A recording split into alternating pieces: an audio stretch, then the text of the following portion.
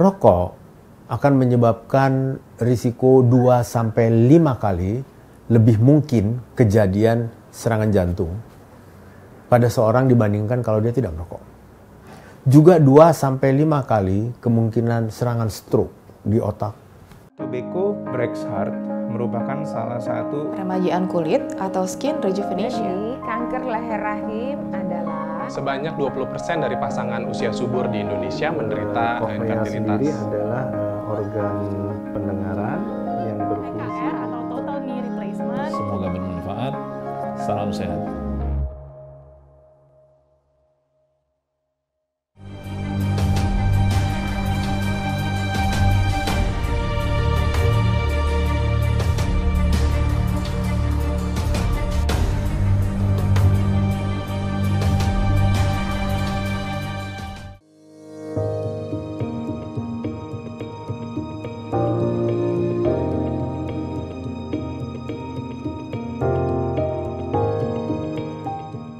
Saya Menaldi Rasmi, dokter paru di Rumah Sakit Premier Jatinegara.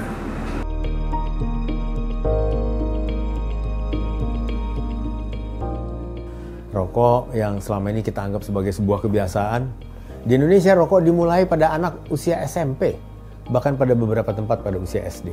Itu sangat menyedihkan. Mengapa begitu? Karena rokok memiliki banyak sekali permasalahan.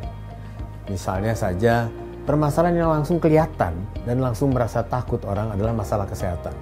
Masalah lain juga ada. Kebakaran akibat rokok, sampah yang bertebaran di mana-mana, banyak sekali yang lain-lain.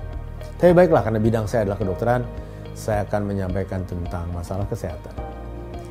Rokok akan menyebabkan risiko 2-5 kali lebih mungkin kejadian serangan jantung pada seorang dibandingkan kalau dia tidak merokok.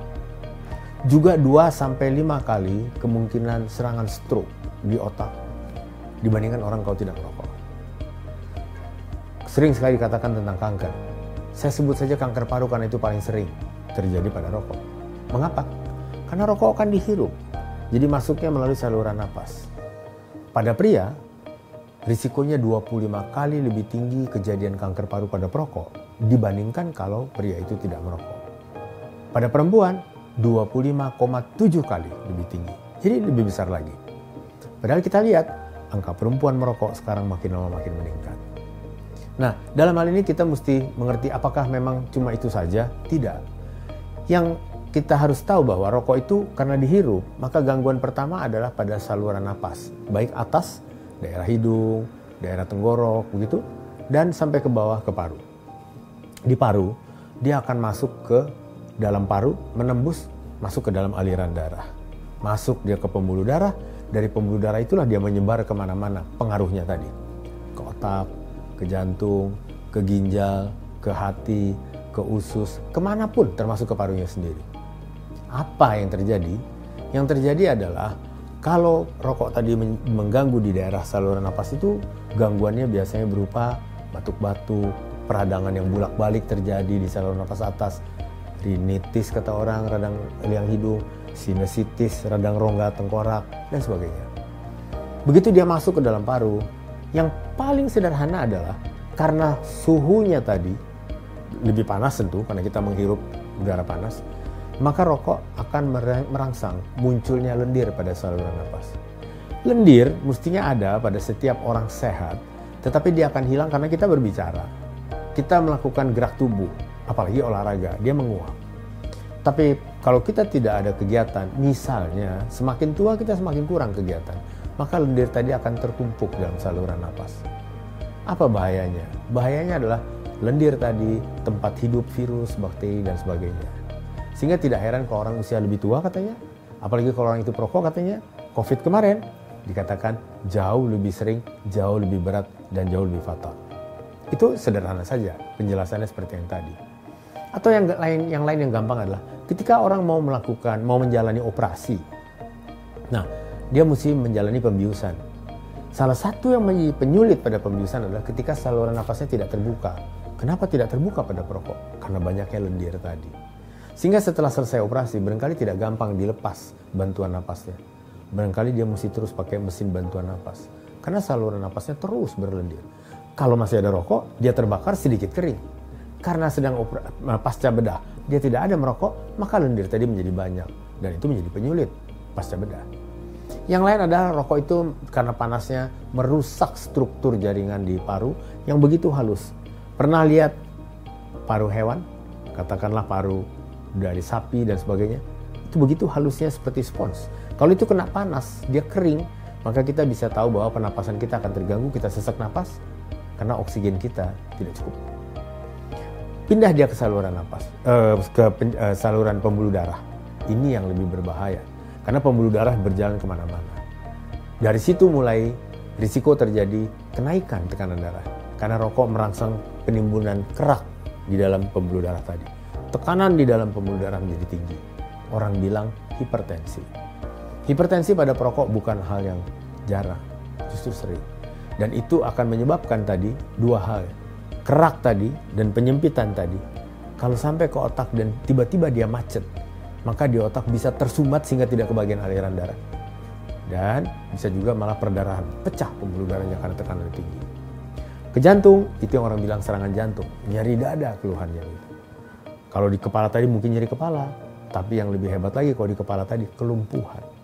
Sehingga orang menjadi lumpuh karena aliran darah ke kepala, tempat yang mengatur pergerakan lengan, pergerakan tungkai tidak bisa bekerja, lumpuh. Mungkin lumpuh bibirnya, mungkin lumpuh matanya. Kalau jantung, serangan jantung jelas buat kita, risiko kematian akan besar. Kalau kena ke ginjal tentu dia akan gagal ginjal. Jadi itu baru hal-hal yang kita lihat dengan besar. Yang kita tidak sadar adalah pada perempuan, jika dia merokok, dia risiko untuk mengalami kemandulan, tidak dapat hamil.